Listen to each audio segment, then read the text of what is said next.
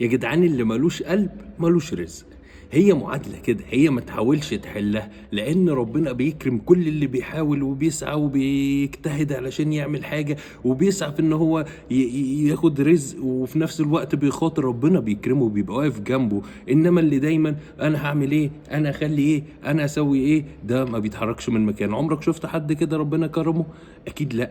يعني غير كده وكده هي معادلة، رزق ايكوال رزق، يعني ده هتدي ده هتاخد ده، هي ملهاش حل الا كده. اشتغل على نفسك، اتعب اكتر، اشتغل اكتر، خد ريسك اكتر هنا وهنا وهنا، واتعلم وروح وسوي وخلي ودوس. ربنا ساعتها هيكرمك، ربنا ساعتها هيرزقك. فلازم تقوي قلبك، لازم يبقى قلبك جامد علشان ربنا يكرمك.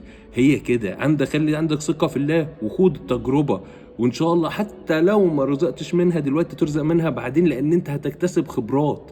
مفيش حاجة اسمها فشل. الفشل ده نابع من عقلك الباطن اللي بيصور لك انه فشل، انما مفيش حاجة اسمها فشل. الفشل ده مخيلة لا اكتر ولا اقل. صدقني، خد التجربة، خد التجربة، خد التجربة.